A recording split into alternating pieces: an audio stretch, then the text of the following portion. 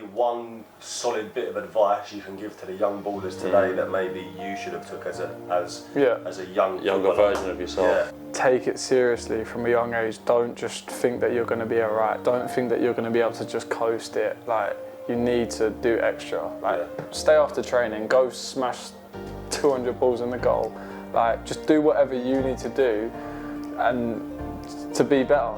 What is the Pasha Ibiza? Where's that? It's like a house club. music event. It's just a club. Basically, you brought it from Ibiza. So at this point, I've got no money coming in. I'm like, listen, I haven't got no venue to pay for this. No money to pay for this venue. I'm sorry. And he was like, cool. Yeah, have a go. So I done it. Oh, he gave you the venue for free? Yeah, he gave it for free. Fair play to him, David. Shout out David. That puts him on the map. Exactly. Yo guys, welcome back to the Broadcast Podcast. It is episode 9. We shot the Rycard podcast yesterday and we're doing a back-to-back with my guest to my right here. Also joining with me is... the co-host, Brisso. Obviously you know me, you've seen me before, so I'm just going to keep it short and sweet. So yeah, I'm here, I'm ready, let's go. And to the right of me is our guest for today, Mr. Stagg. Mr. Stagg. I'm Tom Stagg, 22, I own PaschaHouse and I play football. You don't just play football, bro. Like, you're a professional baller now. Do a bit. Like normal, like some people just play football. Yeah, like Sunday leaguers and that, but like you're a baller. Alright. Yeah, he's a professional footballer, and he also owns PaschaHouse, which is popping. I can't lie, it's popping differently at the moment. So yeah, tell us, where did it all start? All started, what do you want to know first? Ball? Let's go on to ball first. Yeah, ball first. Yeah. So, first of all, I just started playing football at my local park in Essex, and then just like playing every week, and then I got picked up by Colchester when I was 8, at the age of 8. Okay. And then went in there, done a trial, got signed, and then from that point onwards, it was just like I was almost like their star boy. I was there every year. Ended up I was there for 12 years. Done all my youth, and then once you turn 16, you either get a scholarship or you don't. So I done my scholar, and then I moved up to Colchester in digs with you move in with like a random family. It's a bit mad. Like at the age of 16, literally moved in with a random family. That's crazy. Normally you're with like you go in with one of the other boys, but it was just me, and I was just with this one lady. And normally it's a whole family, but it was just this one lady, and I just remember turning up at a house. I was like, I'm Tom. I have my backpack. yeah, I'm living with you now. So I was like, this is a bit mad. So What age is that? 16. 16, Okay. yeah. So Was she a nice woman? Like, yeah, no, she was really nice. She was, the only thing is, she was vegetarian. And I love my meat. But you need that as a footballer, Yeah. G. I know, that's what I mean. So Can't be like, getting your veg, like when your I protein found that out, I'm like, rah, this ain't good. I remember at the start, she was cooking me dinners, and I'm not gonna lie, like I couldn't eat the alternatives. Like I was putting it in a plastic bag when she weren't seeing it, and I was just chucking it in a bush. No joke, I'd chuck it in a bush, and I'd go to Tesco's and get like meal deal or something and walk home. Like, Violated that woman, bro. She took you in her house, G. I know, like, I just couldn't, like, I needed meat. I'm Yeah, no, sorry. of Like, course, if you're yeah. listening, I'm sorry, but I just couldn't. and then I had to sit down and I had a chat, and I said, listen, I'm sorry, but I really need to eat meat. And she was like, alright, I'll start cooking you meat. And from that point onwards, she cooked me meat. Was she vegetarian, as in the fact of that she was against all of the side of the animal rights, the and animal stuff, cruelty, yeah. or was it just because she didn't like meat? I was too scared to ask. I Oh, didn't really? want to go into it. Yeah, no, fair enough. Like, yeah, Like, she might have gone mad on you. Yeah. Like, don't talk to me about that. Yeah, I do really want to ask about it, so Yeah, I no, just sort of left it. But yeah, a few things happened in that house, but yeah. How long was you staying with her for? I was there for about a year and a half, and then after that I moved into a different house with a different family with one of my boys, which was probably a bit better, but yeah. That's crazy though. I would think that like playing, what team was it? Colchester. I thought they'd put you all together. Yeah, so Or like do a little camp or something. Yeah, that's what they do. So from 16 to 18, your first 2 years, you do you do digs with a family, and then after that point, when you turn 18 and you get your pro, then they bought a big block of apartments next to the training ground where everyone was staying. Nice. So all the boys would all stay in there together and have everyone was in there. There was like 2 boys or 3 boys to an apartment, and it was chaos. Yeah. Friday night, Saturday night, right boys, we've got football Monday. Come on, fix up. The thing is, it was mad because there was there was staff there as well. Yeah. There was some staff there was the welfare manager. There was a few different staff in there as well. So you couldn't really. Was it like uni digs? Is that what it felt like when you got uni and things like that? Nice. It was it was an apartment. It was nice, but it was you're just with all your boys every day. It's good, bub. It's hard because obviously you're trying to take football serious, and then you're in that environment. And you're young as well. And you're young, and there's obviously clubs and stuff around, and there was a time once where we just brought quite a few people back. People with girls back. I mean, I hope it ain't men. If it's men, I want to leave, mate. I'm cutting the pod now. Yeah, it was girls. And then the next day we had training, and we went into training. And you lot must have been washed. Cooked up some noise that night. Yeah. And I remember they named all of us. They said, "You're all staying behind after training." This was the head. Everyone was just shook of him, and I was like, "Oh no!" Everyone knew what he was going to say, and they absolutely grilled us. Really? I can imagine, because from quite a young, you're quite young in it, so if they see potential in that, they want you to be fit and ready for match day training. They don't want you out drinking, doing all that none of that stuff. It's just hard. Obviously you're young and yeah. It's hard, do you know what I mean? Of course, yeah, no, yeah, I've done it, I've been there, mate. I was at Millwall when I was 11. Yeah. So obviously that was young. I was only there for a couple of years, but even I still played decent football. I was at Maidstone for a couple of years. So you have to your diet is very important. What you do with your life, who you 100%. go about with, what you do on a day-to-day, it does reflect on how you're going to progress in the future as a footballer. 100%. So, the partying and stuff is just it's not good. No, it's not. It's you need it though, especially when you freshly turn 18, you need to experience that lifestyle. You do, but I can't lie. When I turned 18, I was partying a bit too much. There was a phase where it was just I don't know, maybe it was all getting to my head a bit. I was doing so well. Yeah. Just made my League 2 debut. Love that. Pro. What age was that? I made my League 2 debut at 18, so it's quite young in terms of ball. So of course. I was buzzing. And then I was just going out too much, and then I ended up getting with a girl. She lived in Manny. Oh, that's far, G. Chammy's travelling for women now, I can't lie, there would be times where I'd have training in the morning and I'd stay at hers the night before and leave her house at 5 a.m. to drive straight into training. No that's joke. mad. And I look at that now and think, what were you doing? What I doing, bro? For a girl.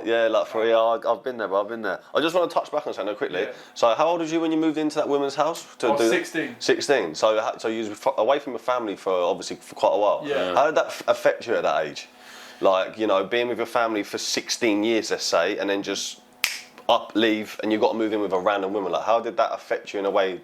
In just everything really, how did it affect you? Normally I'm quite confident, but it was quite weird to adapt to that. I found it quite strange. At the start it was a bit challenging. I felt quite lonely, to be fair. Whereas a lot of the boys were in with other boys. I was just I was kind of on my own. But the only reason I was on my own was because one of the boys moving into digs he hadn't signed yet, so I was on my own for a while, and I just found it. At the start it was quite challenging, but she made me feel very welcome. That's good. That's good. I just you get into a routine, and then of course. I feel like it was good for me because I learned a lot. Moving out young, I learned at a young age, early, just all the necessities of life. I learned that at a young age, so I feel that's good, man. That's it helped me a lot. Yeah. So I rate it. So obviously after Colchester finished, because obviously you don't still play for them now. What happened after that? So when I was 19, I believe, I went to Sunderland. I finished the season at Sunderland. Sunderland? Yeah, I went That's there. a good step though. Yeah, I went there. I wasn't there long. It was just a loan deal. I was kind of they were very interested in me. Yeah. So I went there. They wanted to look at me. I wanted to look at the club. And then things didn't work out there. And then that was that season done. And then I was kind of just plotting what to do for next season. Yeah. Obviously it was off season, and then went into pre-season. Started off in Derby. But at the time, I don't know if you know, but there was an administration. So I don't. So they couldn't sign anyone. Oh really? And they literally couldn't even sign first team players. So yeah, I was either like, I stay there or Cardiff were waiting. So I ended up just going to Cardiff. I just didn't want to wait around whilst I had someone interested. So I went there and then went to Cardiff. And I actually thought like I was going to get signed. Like it went so well. Like it couldn't have gone better. And they was even telling me like, cool, at the end of it, we're gonna prepare something for you. So I was gassed. I was like, right, this is. It wasn't even like I felt it. Like I felt like I was gonna get signed. Like so, I was like, cool. And then it got to decision day, and all the other boys went upstairs for their meetings. I was last. They all had their meetings. They all got no's. You see them walking down, like obviously it's not nice. Yeah. Like, do you know what I mean? And I'm like, oh, I'm next, great. I'm the last one. Yeah. So I went up, and then they were like, listen, we really like you. We're interested in signing you, but we just need to look at somebody else next week and basically compare. So I was cool with that. They were like, but obviously, like you can stay another week with us whilst he's there, or we know Reading want to look at you, so you can go to Reading if you want. So I was like, well, I may as well go Reading and let them look at him, and if they really want me and it's meant to be, then they'll sign me. So went into Reading, done really well there, and then Cardiff called my agent, were like, cool, we're going to prepare a deal for you. Like the other striker's not up to what you're up to. So I was like, cool, I was gassed now. And then it must have been the next day I was waiting like for what deal they're going to offer me, and whatever it was I was going to take it regardless. 100%. And then the next day I just get a call from them saying, we're sorry, we've bought a Welsh international year below you. So that was like a low blow. I was like, so you was given that platform and like the hope, the fact that all the years of hard work finally paid off. And then basically just being slapped in the face. And then I just got that, and then at that point I was like, I've you gone. You was obviously, 19 at that time? Yeah, and I've been away from home for like... That must have had a massive effect on you to be told that you're going to have an opportunity and just no opportunity. And at that point I've been away from home for 6 weeks as well, and I was like, I've gone through all that. And I was in Reading at the time when I got told that as well. So I'm now at Reading at a new club, like... halfway through my trial there, getting told that, and then I'm like, oh my god, head's twisted. So I don't know what I'm going to do. Yeah, so then I had my last few days, I played in the last game against Slough, bagged the hat-trick, got an assist. I was like, cool, like, surely I've done enough. That is it. And then I've gone in, it's meeting time now, and they were like, listen, we really like you, but as soon as I hear but, I was like, oh my days. They were like, I just started frying chairs again. Another fucking but. Yeah, if I hear one more but. No, I couldn't have said that. But they were like, there was another striker who was meant to get a move, but the deal didn't go through, so there was going to be a spare space for me, but there was none. That's just another low blow. So at this point, I'm like, I actually don't know what to do. Scramble. Did you ever think about just giving it up? Yeah, like at that point, that's the one time where I was like, cool, I've just been rejected from Sunderland, Derby, Cardiff. Now I'm like Reading. Now I'm like, oh my god, like what do I actually do? Yeah. This is mad now. And I've been away from home at this point for now 8 weeks now, 2 months. I've been away from home, flying from club to club, getting my washing done in. Like, and at this point you got to think, obviously I'm not signed to a club, so I'm not getting paid either. Yeah. I've got no money coming in. I have nothing. I'm just living off the money that I made at Colchester, just trying my best. Did you ever think, like, obviously nowadays you look at footballers now, like what, Lamine Yamal, 16, he plays for Barcelona. You're now getting to the age of 20 and you're thinking, like, my time is running up. Yeah. Like, it's nearly running up now. Yeah. Have you ever had that? At that point, I was like, it's getting late now. Like I'm getting older now, but still in the back of my head, I'm like, I've come so far. Yeah. Like, at the age of 19, you've had all these clubs approach you, so there's obviously something that's still thinking. Surely there's another club. The thing is, like, the thing about football is like things can just change so quickly. Like when I was at Colchester, I had a bid from Leeds. Leeds put a bid in for me.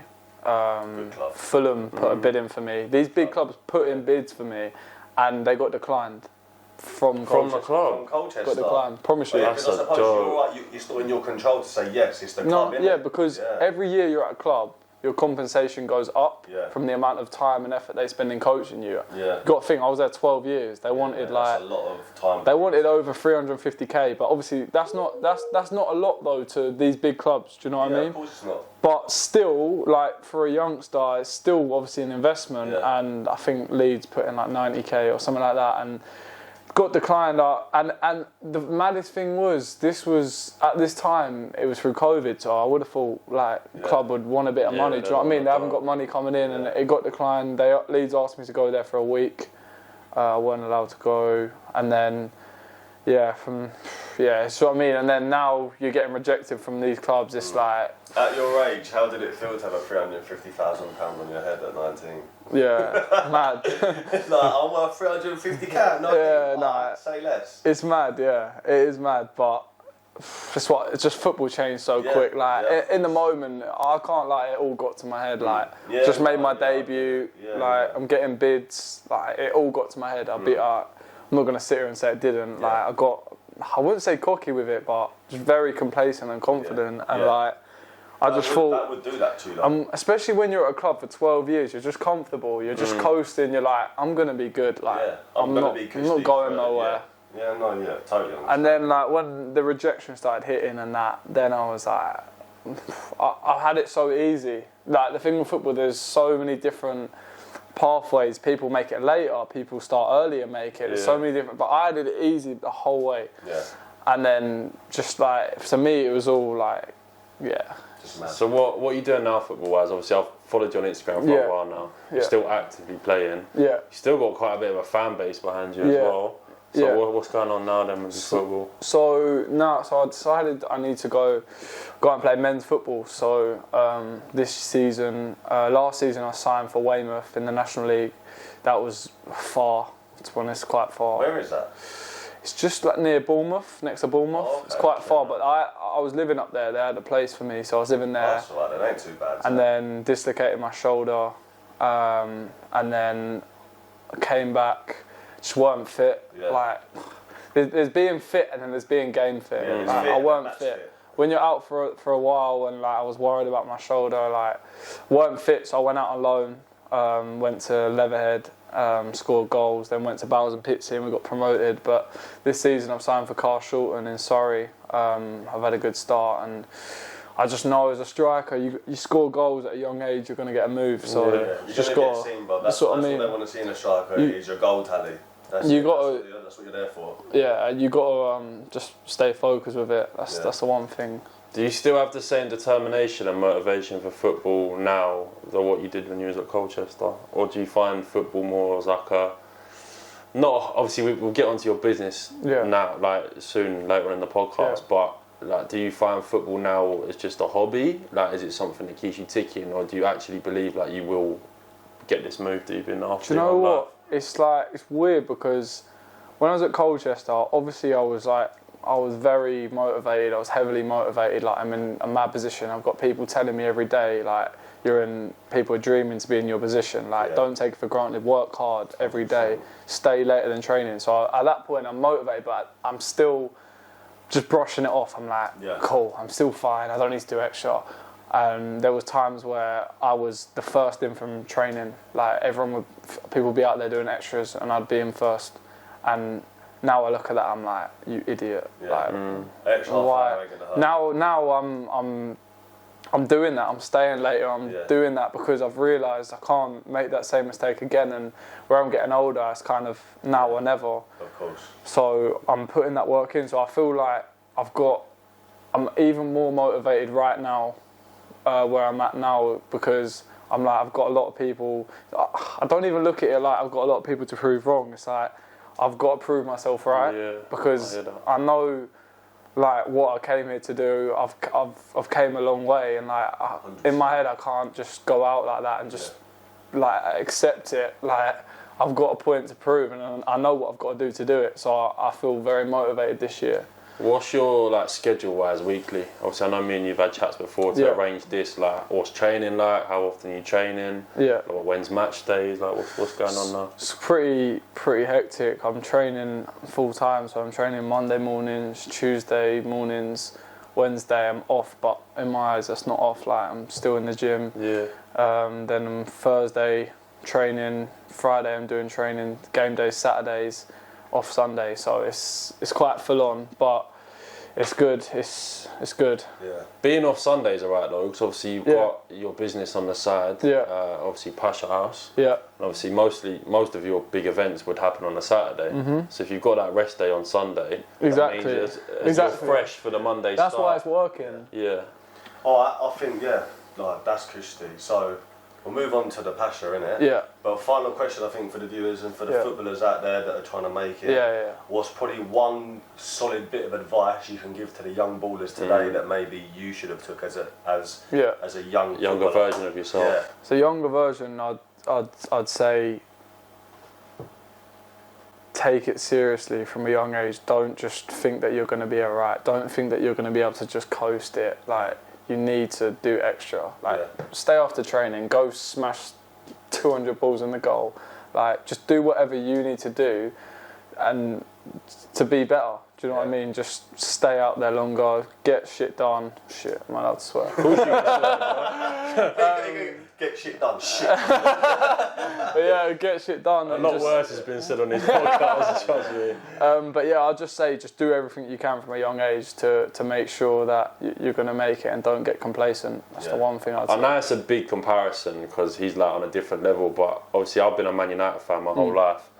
Ronaldo, like the amount of interviews that footballers have said that he's the last man to leave the training field, like he's the first one there, like hours ahead of people, and then look what he's doing now. He's probably the most famous person in the world. I think like football is a massive mental thing as well, like, and your lifestyle can affect how you're playing on the pitch. So for example, like when I got with a certain girl, she lived far and I was doing all this travelling and I was spending so much time on this girl, I was kind of getting taken away from like my football career. Like, I'm focusing on a girl when... That happens all the time, bro. But not even just don't get me wrong, I'm not against that. Like, if the girl's right, cool. Like, if she's good for you and she's actually good for your career and she wants you to do well and she's going to push you on, cool, get with her.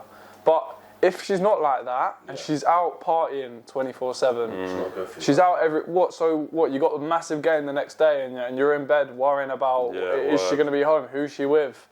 Is she with men? And you got exactly. So it's like when it's like that, no, like you can't be with someone like that if you want to get to where you want to get. And I've made that mistake in the past, and that's the one thing, especially I'd say as well, like just be wise. Make good decisions. Yeah, see what I mean? Well, you clearly are making good decisions now because you got your own business. Like I said at the beginning of the pod, like PaschaHouse is booming at the moment. It's everywhere. Everyone's stories, posts, adverts. It's PaschaHouse event, PaschaHouse event. Yeah. You're doing well, bro. I can't lie. Obviously, I've not been to one yet, but I'm coming to see it. Obviously, he's put tickets aside for us. Of course. I sorted the boys out. Yeah, just give us an all-round of Passion. Yeah, where did it all start, man? What made you... I think, like, a lot of people ask me about this, like, how it's all started, and people just see where it's at now. Everyone just sees that how like the event's booming each time. Like, everyone sees that. No one knows what like I've actually been through to get it to where it is. Is PaschaHouse just you? Yeah, it's literally just you. It's me, but I've now got a business partner as well. Okay, but cool. It's But yeah, I basically started it off. So there was it was a golf club, and it was looked like a bit of a venue, and I came off my phone. It's called House of Rika. Just came off my phone, and I was like, oh, like that looks cool. And I didn't really think too much of it, and I kept having thoughts that I want to throw a party. It wasn't even so much an event. I was like, I want to throw a party. I was like, I kept having impulsive thoughts, and I kept brushing it off though. Like, I went on for a couple of weeks and I was like, I'm going to do this. But then I'm like, oh, no, I can't be arsed. Oh, yeah, I'm going to do this. I can't be arsed. Then one day, something just clicked in my head. I was like, I'm going to give it a go. Like, I'm just going to give this a go. Yeah, 100%. And I was like, cool. So I thought, do you know what? Like, people say to me about the whole Pasha Ibiza thing. I actually didn't even know what Pasha was in Ibiza because I didn't actually know what that was. Yeah. But I just like the word Pasha. I think it sounds exotic, it sounds cool, and I put it with house because I want it to be house music. So I put it together. I was like PaschaHouse, and it just bangs. Like I was like, I want it. PaschaHouse. It has a ring. Yeah. What is the Pasha Ibiza? Where is that? It's like a house like a music club. event. It's just a club. Yeah. So you brought it from Ibiza to England. Yeah, it's just a club, but I didn't know anything about it to be honest. So, but I just thought it sounded good together, so I put it together and I was like, cool, I'm gonna give this a go. So I set the name up. I then made a logo. I literally on like I think it was on Safari. I found some logo creator or something. I bought a logo, so done that. It was quite simple, and then I went to this venue. I went there. I literally just drove there, turned up there, and I was like, "Can I speak to the owner here, please?"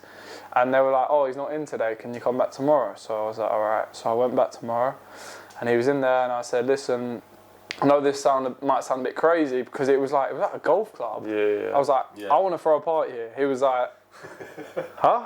I said, "Well, you want to come like dig 1,000 balls and yeah. Yeah. He was like, he said, this is like a golf club. Yeah. I went, yeah, I want to throw a party. Is that all right? He was like, all right. Like how many people? And I was like, oh, like however many people you let me. So he said, like, I think it was like something small, like 250, 200 people. Small, 200. No, I don't even mean like that. It was like 200 people or something like that. And I was like, all right, cool. I said, listen, just give me one chance. I'll fill the venue up. I said, like, at this time I was just finished trials from Colchester. So, not from Colchester, from all the clubs. Yeah. And I still had no money coming in, had nothing coming in. I'm not signed to a team at this point. I've got home from all them trials. I'm trying to figure out what I want to do. Do I want to carry on doing ball? I don't know what I want to do. So, at this point, I've got no money coming in. I'm like, listen, I haven't got no venue to pay for this, no money to pay for this venue. I'm sorry. And he was like, cool, have a go. So I'd done it. What, he gave you the venue for free? Yeah, he gave it to me for free. Fair play to him. David, shout out David. That puts him on the map as a golf Exactly. as well, though. Exactly. Like, if you can pull 200 bods. It was new as well. Yeah. It was kind of like almost like a restaurant, and he was trying to expand it. So I guess he just gave me a go. Like a win-win for you. Yeah. You know what I mean? If you boom, that booms him. Exactly. So fair play to him. yeah, so I'd done that, went on that, and then I just sort of just made a flyer. I can't remember who I asked, and I don't know how. I think I just made it myself, to be honest. I just put a girl in the background and put the location and whatever. Literally as simple as that. And made this flyer, and I asked. I knew some of the DJs from where I was going out locally. I just texted like a few of my mates, and I was like, do you want to DJ on it? And they were like, yeah, like we'll help you out. We'll give it a go. Probably not thinking anything of it. And then I just sent it out to loads of people. Like, obviously set the Instagram up, posted it on there, but I had no followers. Like, I was getting people to follow it and share the account, but how many followers you sat on now? Sat on nearly 9k now. That's crazy. How long have you been running the event for? Running it for about nearly a year and 3/4, I think. That's good. But I can genuinely say as well, not bought one follower, all organic. I don't think the followers even matter, bruv. Because I just see it everywhere, regardless of true. or 500 million. Yeah. I see it everywhere, bruv. Everywhere. But so I started sending it out, and then had the event. I didn't really think I didn't really have that many people say they were going to come. So I'd done it, got there, and then all of a sudden, like, loads of people started turning up. I didn't even care about the money, because most of these people, I didn't even have a proper door staff. People were just walking in. But I'm like, I don't care. Come.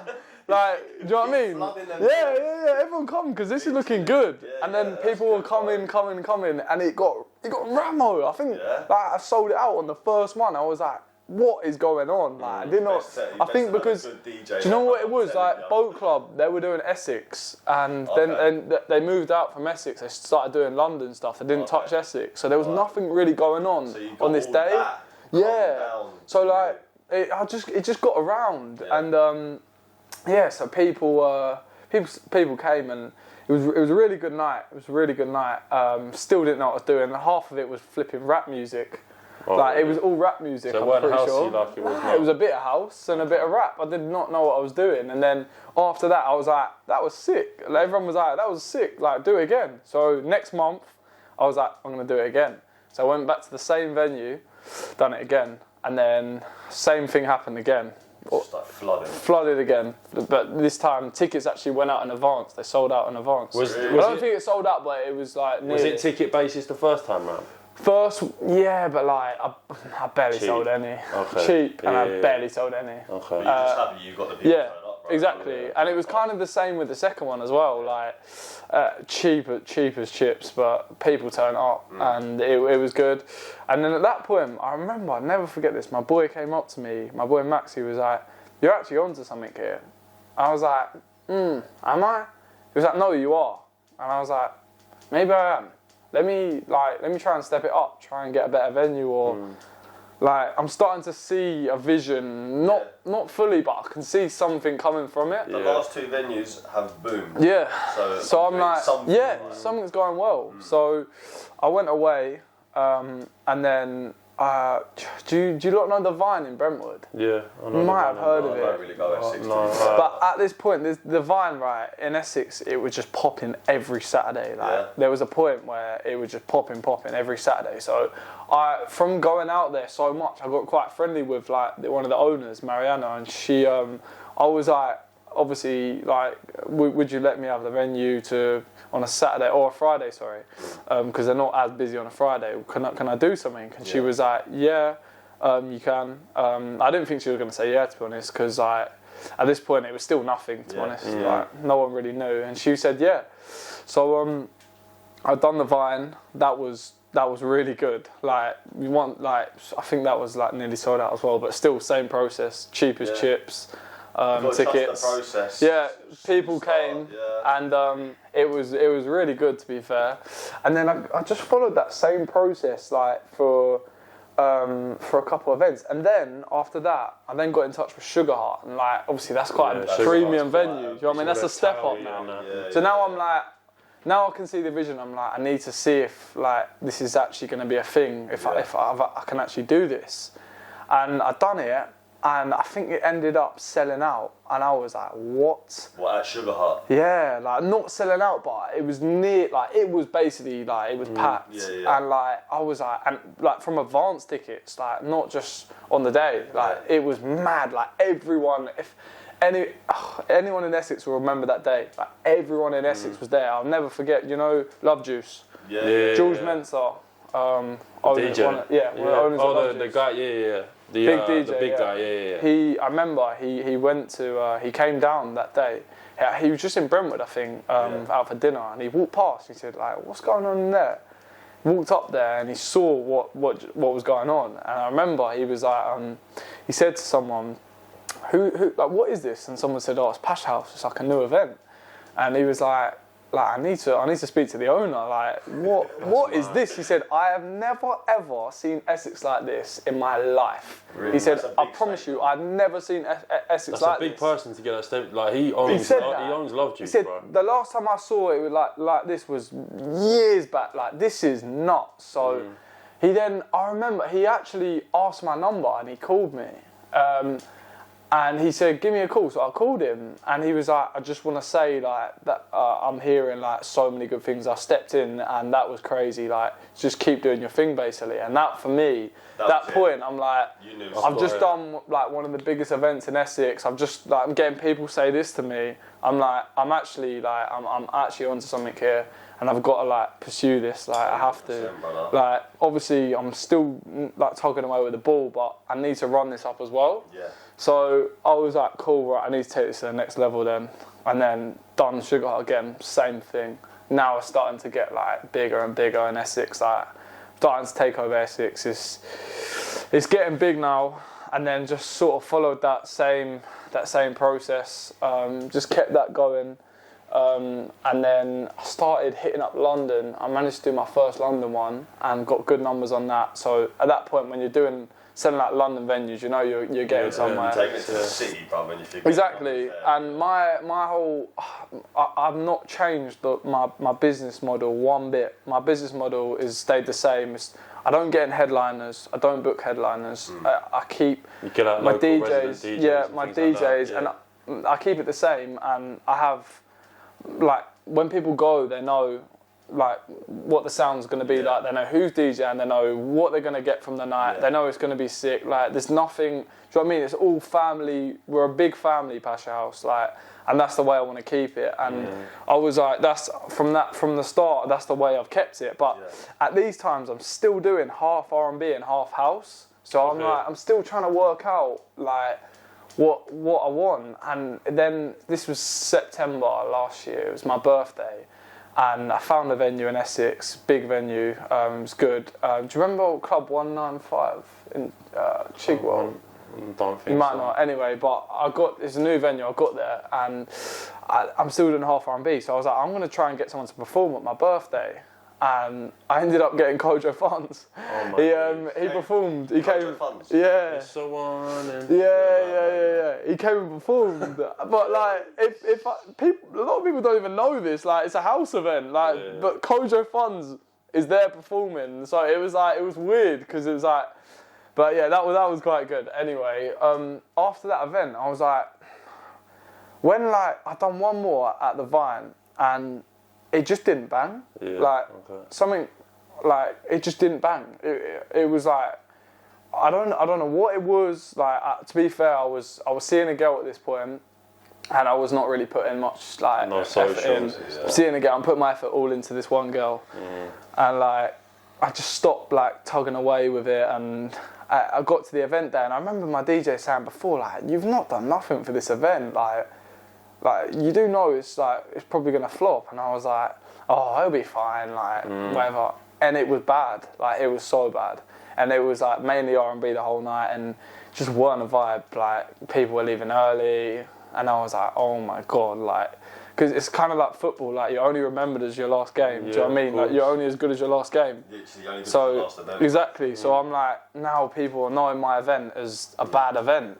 Like I've had a bad event. People have left my event early. That hurt me. Like 100%. people are leaving early. In the stadium, bruv. Like, it hurt me, and I'm like asking people. Like the next day, I woke up. I was so paranoid. I was texting like loads of people, girls, like, "Did you have a good night? Did you have a good night?" Like I'm worried, and people were being honest, saying, "Oh, like we left early." Like, and I'm like, "Oh my god, like what have I done?" And at that point, that was like, I lost money on that event as well. I lost money, and at this point I'm still like, from the money that I made from the other events, like where it was going so well, I was spending it, like just spending it on stupid stuff, like because I'm still trying to figure out my football stuff. I'm like, don't think I was even still getting paid at that point, but with that money, I'm getting alright money, and I haven't been in a while, so I start spending it. I start going on holidays, I go to Dubai, I go wherever. I'm starting spending all my dough. Yeah, I'm just spending. And like, my boys were saying to me, like, you need to chill out, like spending. And I was like, nah, I'm fine. Like, and then that event hit, and I lost money, and I'm like, oh, I'm back to square one. Yeah. I'm back to square one now. I've got my money's down low.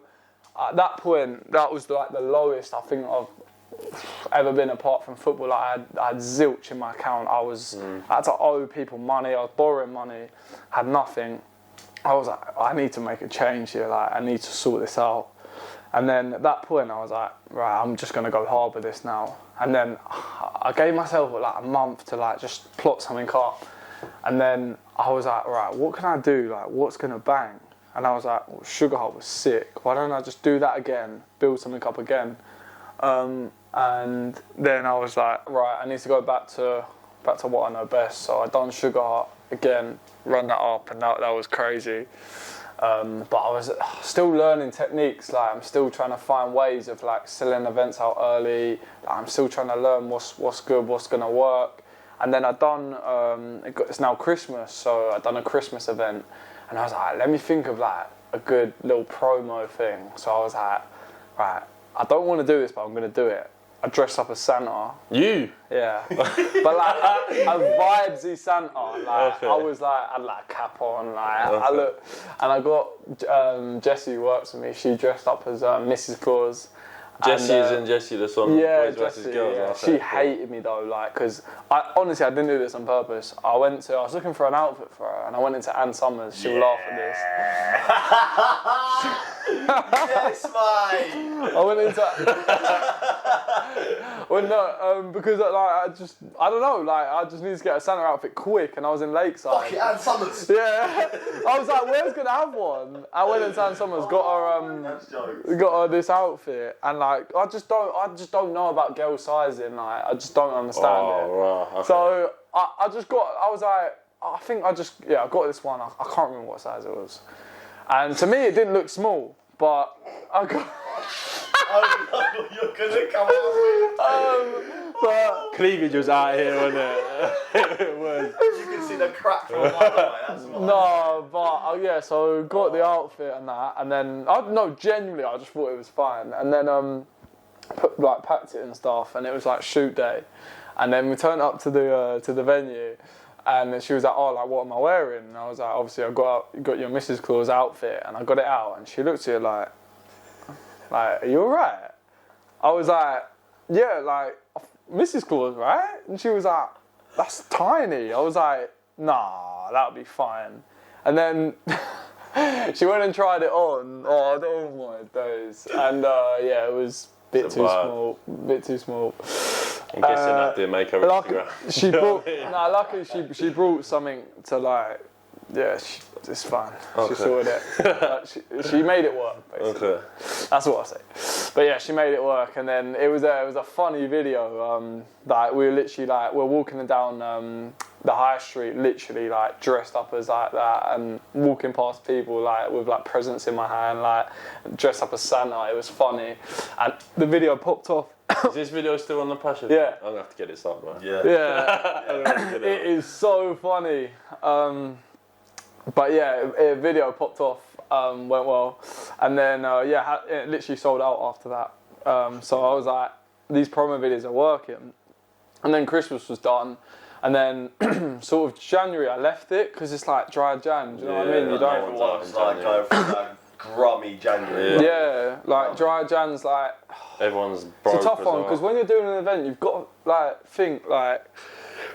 You've got to choose the right date each time. Yeah. Like there's so much things to consider. Like what else is going on that day? Festival. I wouldn't do that in January. That's what I'm going to say. So I was like, what do I do here? Like, so I was like, right, I'll leave Jan, and then I realised it was my first birthday for PaschaHouse in February. Okay. So I was like, cool, I can use that as a selling point. I'll leave Jan free, and I'll just do start of Feb. People, Jan's done, and they want to go out now. Yeah. Do you know what I mean? They've had dry Jan. Done Christmas, done Yeah, January, right. like Where's saved the up some money. They've just been paid. Like start of Jan, first week of Feb. Sorry, I was like, I'm gonna do something. So my friend Max, his family own like a big country club. Called Max Gone. Okay. But they own like a big country club, and it's like proper. Like we had the maddest weddings there. Like it is the nuts. And they don't normally let events in. Was that big white gazebo? Was it that event? No, it wasn't that one. Okay. Way better. Oh really? the gazebo, bruv. Yeah, and a gazebo. No, I remember it was mad. I remember seeing a promo vid on Instagram, and it wasn't the last event. It might be the one before. Yeah. It was like a big white gazebo thing on a field. Yeah. And then you sold that. I know what you mean. Yeah, but so my mate was like, I was like, oh, like if I could get this would be mad. So I went in and I said to him like, please chat to your mum. Like I was on to him for ages. Like, can you sort it for me? And at the start they weren't too keen because they just have weddings in. Like, they don't really have events in. And in the end, like he managed to persuade her, and she was like, oh, come in for a meeting. So I went for a meeting with her, and I managed to sort it.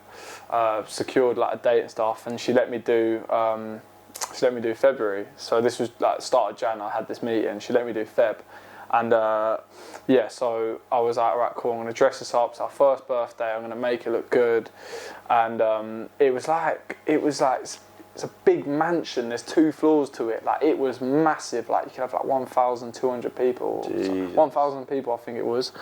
They let me have. It was massive, and it would have been my biggest like number-wise event. So I was like, it's a birthday. I've got to go all out. A birthday event. Yeah. The biggest event. Yeah. Right. So I was like, so I sorted everything, planned it all, decorated it all, and obviously it's a fat mansion, so I called it a mansion party. And I dropped the event, and I would just normally get, at this point I was getting like, sort of on release day you get about 100 tickets sold, whatever, and then from that point onwards to the event you'd have to try and sell the other ones, and they will sell, but like you got, do you know what I mean, work for it and it'd be hard. So I dropped this one event, right, and didn't even hype it that much, but I just dropped it, and I went on my phone, like I think I was in training, dropped it just before I had training, and then this was in the evening, I finished training, came back onto my phone, and it was sold out. The whole event? No word of a lie. 800 tickets are sold. Oh my Within a couple of hours. I swear to you. Good job we've got guest list. Yeah. Do you know what I mean? But They was waiting for a January drop. I know. They're thinking, when's this? It was gonna drop? mad. Honestly, till this day now, I will never ever know, like, how and why. It's got, bro, it's mansion party. No one. Exactly. No people one's don't done go a to house mansion event. parties And at and this things like point, I didn't mention like it's the R&B's gone. It's just house now. Yeah. Everything's about house. Everyone loves house Yeah. music. Because of our beef. Yeah, it's house. And I was like, Everyone loves a bit of house exactly. And when the R&B was coming on, the girls were going like, like now the house, everyone loves it. Everyone loves a bougie So, house party. I've gone onto my phone, I've seen this, and I'm like, this is crazy. Like, I didn't know what to do. I was so happy. Like, I was like, all this pain and struggle that I've been in, like, and I've just seen this. Like, it was mental. Did it feel like a massive weight off your shoulders? Yeah. The previous event? Yeah. And I called all my friends. I was like, you're not gonna believe it, and they didn't believe me. And I showed them, and the whole thing was gone. And so literally, sold it out within, I think it was 2 hours or whatever. Sold it out, and then the next day, obviously I got to post like the sold out banner on the whole flyer, and it was like, it went off. You felt good. I felt so like that. I think that point I showed everyone like what we're actually on. Like, it's good though, because the fact you've then posted the sold out thing. Now when your events come out, people aren't gonna go, wait a few days. Yeah, they know now. They know they have to get on 2 hours and it's sold. I swear, Wait till the evening when I got home from work. Yeah. No, I can't. No, it's true. That's crazy. And I just still to this day I'll get it's a mansion party, but like that was just nuts. So anyway, that was gone out. I'm getting people like messaging my personal, like at this point, like I didn't put myself to PaschaHouse. I didn't want to put myself on it because obviously with the football career I didn't really want to mix it and put my face on that when clubs are looking at me, agents are looking at me, like didn't want to be seen mixing with the party life. Especially what comes with house music. Exactly. Like, there's a whole different lifestyle to house music, like. There we go. So I didn't want to put myself around that. So, but people are still finding me and DMing me and messaging me like, oh please can you sort me tickets, please, like I know it's sold out, I'll offer you whatever money you want, whatever money, and I'm like I actually would take it, but I can't. Genuinely, people offering me like, I think like this one guy offered me £200. He wanted like 5 tickets, £200 a ticket. How much was you selling the tickets for this? The tickets £200 a ticket. For one. Oh, word. So I swear to you. £1,000. Yeah, I swear to you. I had to turn it down. I had to turn it. You had a certain amount of numbers for the I event, promise you, I had to turn it down. But You so can't then, break capacity on this. so I'm getting these messages now, and I'm like, oh my, like it's so annoying because like I can make bread there. Yeah, like so I was like, I need to try and do something about this. So I spoke to my mate again. I was like, you need to speak to your mum. Like, please, can you try and.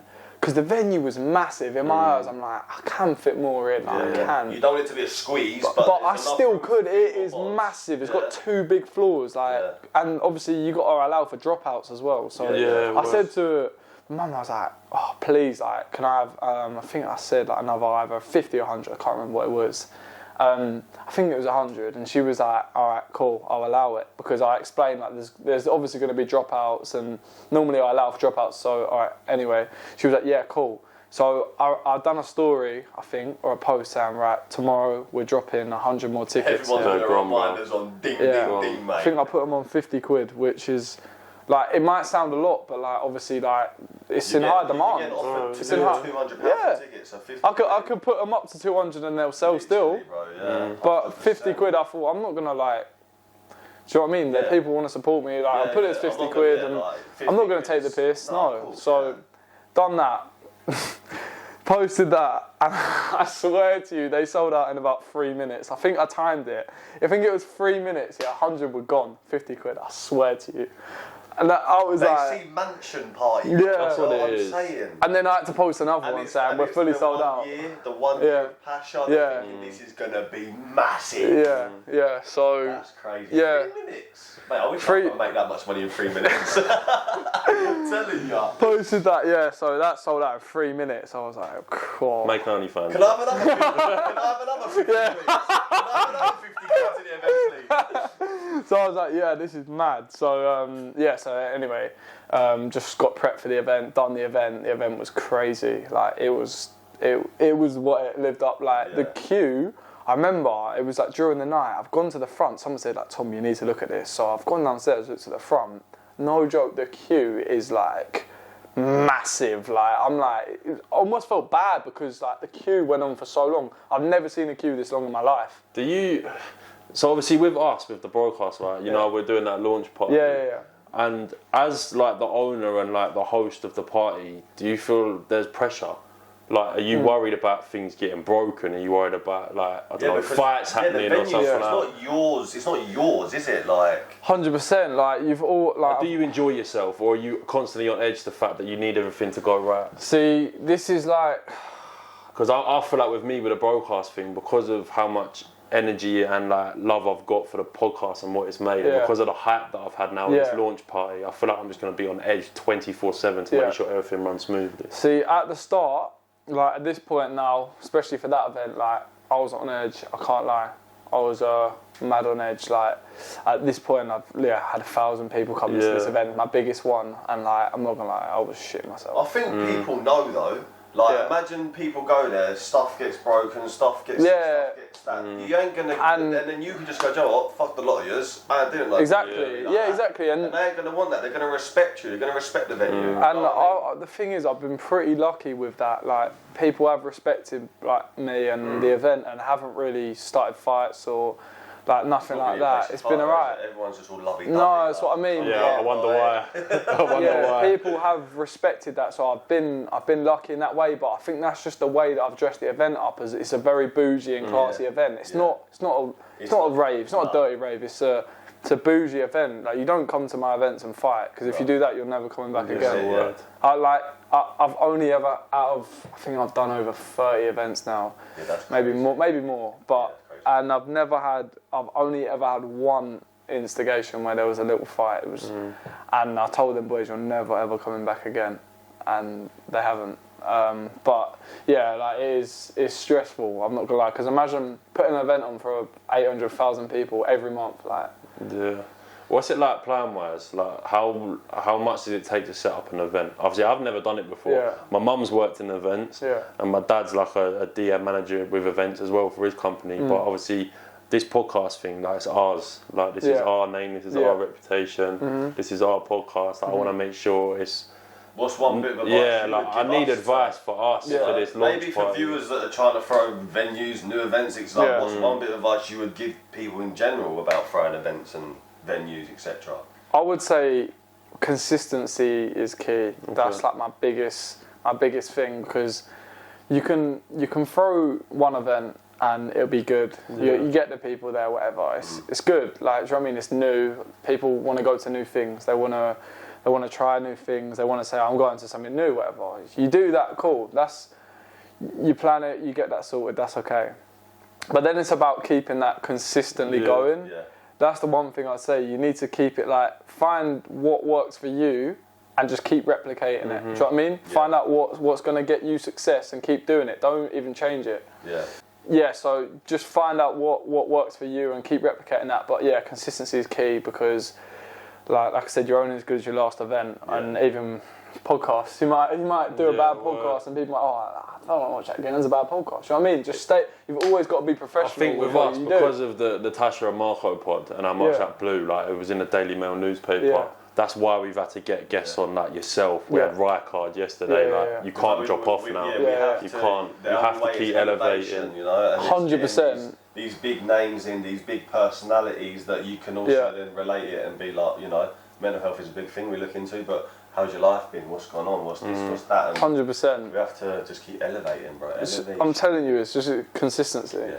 So to wrap this all up, obviously, I'm definitely coming now after the way you've hyped up. Yeah, you best not throw a shit up. Nah, it's gonna be crazy. You watch. I turn up to the door, I'm like, yeah, I'm Kai Ford at Broadcast Podcast. Yeah, your name's not on the list. I'm like, Nah, I've got you. Tom, Man. Get this. bro, I'll start the second fight at PaschaHouse. No, Shut down PaschaHouse. no, I've got you, man. Nah, of course. The next event is gonna be crazy. I'm buzzing for the Halloween one. It's the most. Because the thing is, it's like Halloween. I think it's personally right now. I think it's the biggest night of the year. Yeah. Yeah, it is. It is. We haven't had a great summer. No. You know what I mean? Looking forward to the next big thing. And But I even think Halloween, going out wise, is even bigger than New Year's Eve or Christmas Eve at the moment. The way it's dressed up. Everyone dresses up as all these little.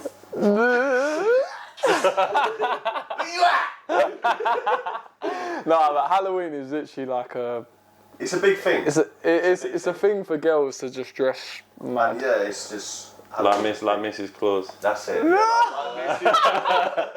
that was kind of PG. That was kind of PG. I've seen a lot worse in my time. But yeah, bro, thank you so much. Thank you so much. Appreciate it, man. Thank you for coming onto the Broadcast Podcast. Thank you. Guys, that's another episode wrapped up. Keep watching, supporting the Broadcast Podcast, basically. And if you ain't subscribed, fucking subscribe, please. Like, it's just a thing. And tickets wise, if you see PaschaHouse on Instagram, I suggest you stop buying tickets ASAP. Halloween, it's going to be sold out. Why'd you not come in? Oh yeah. But yeah, that's the end of the Broadcast Podcast. Love. Sweet. Sick.